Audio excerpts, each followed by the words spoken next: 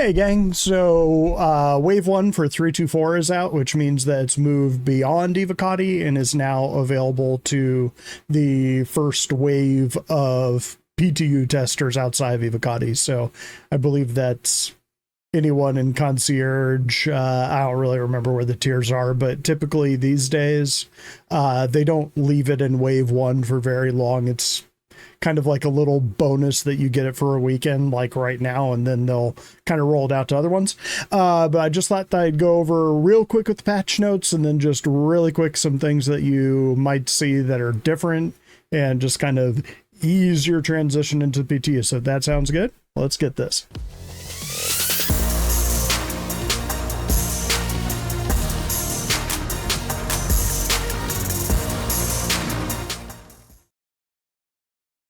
So starting out with the patch notes, this is pretty much the last Evocati patch. I'm switching between them. You can see there's not much here. The one thing that you will notice that's changing is right down here, cargo commodity rebalance. Even in the last Evocati build, we did not have that. It's gone here. That's a little worrying because in the last Evocati patch, which I played last night, I believe, it was still just waste and scrap were the only things that you could buy at stations or any of the cities. So Leo's in the cities, all you could buy was waste and scrap, which I hope will be fixed with this cargo commodity rebalance. If not, this is going to be a real disappointing patch because a lot of the big cargo movers, you're going to be stuck going to little tiny outposts and stuff to fill it up, which is kind of what they're trying to get away from with this new revision to their whole economy. So let's go ahead and jump into the patch. Okay, so I'm going with a windowed screen. I've mentioned this before rarely, but it's probably been a while. I have an ultra wide, one of those ridiculous Samsungs that's the size of a large child.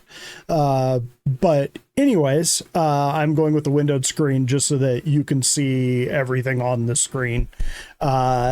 Most of it isn't too important, but some of it is. So let's go ahead and get in. So as usual, you will have to pick your starting location. If you weren't in Evocati, you will have to pick your starting location. You'll have to remake your character.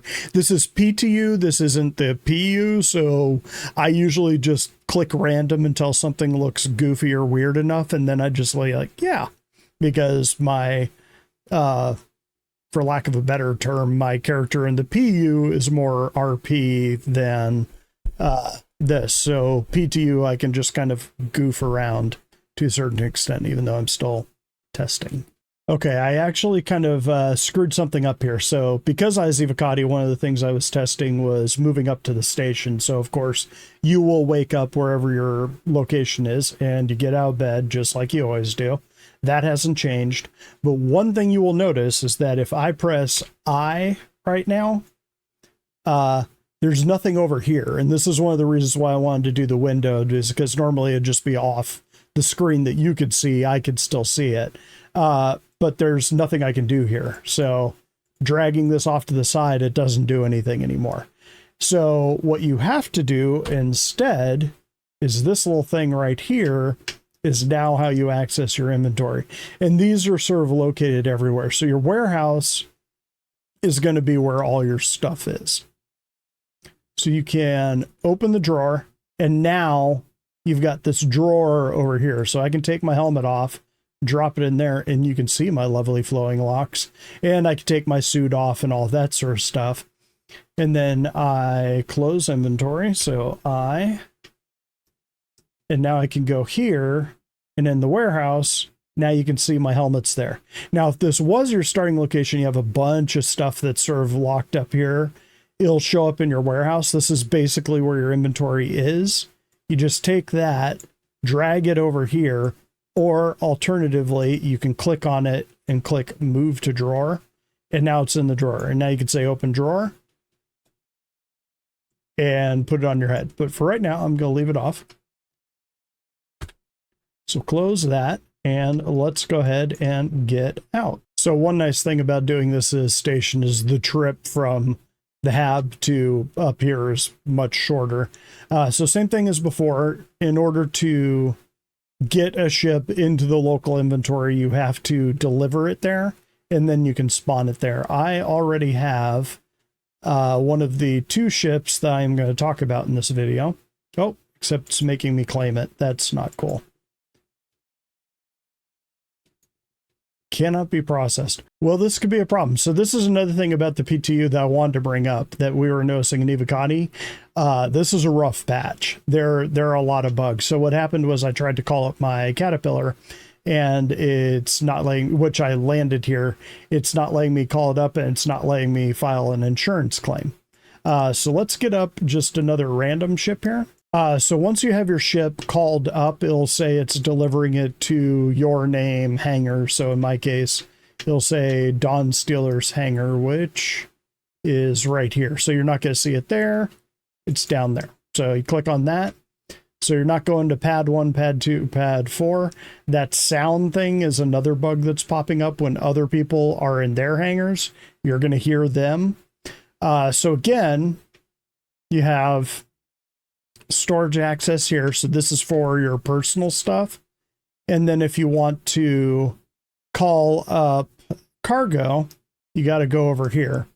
So real quick, the 2 ships that I think will be most useful in this patch will be the Caterpillar and the Hull A. And here's why I think that, because with the Caterpillar, all of the side doors can open and you have full access to the interior from the exterior. And so loading it and unloading it, which will start to matter a lot, the speed that you can do that, will be much faster with that ship. And of course, with the Hull A, it's all on the outside. You can't move as much cargo, obviously, but it's all on the outside. So right here, you can call up other ships.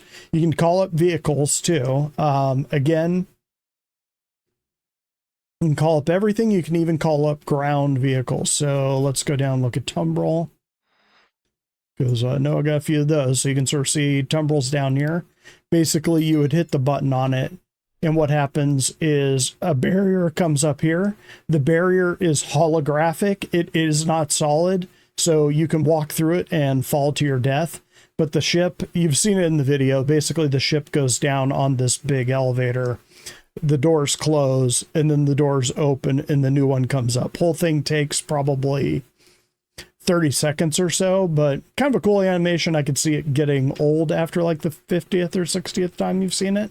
But anyway, let's say that you bought cargo. Let's hope my cargo actually retained. So it did not. That's a problem. But anyway, what you do is you put you've got this right here on the left is the freight elevator. And then you could think of it, the warehouse is basically your station inventory. So you can hit this down arrow. Now, the elevator's gone down to the warehouse.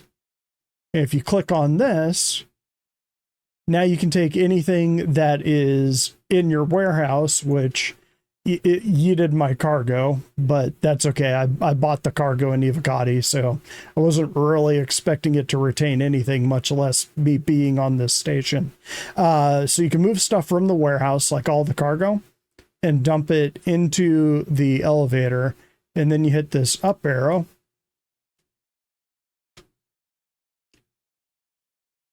And up it comes. And in the corner, there it is. And so right there, well, that is a problem, isn't it? It's not letting me actually access it. That was something it was doing in Evocati too. You could bring things up here, but you couldn't really interact with them. Okay, well, it will let me move it with the tractor beam. One issue I was having in Evocati that I think they fixed was my tractor beam just stopped working after a little bit. And you can sort of see right here, the battery is still infinite. They haven't put in charge drain yet. So, yeah, that's a bug. It's not supposed to run out yet.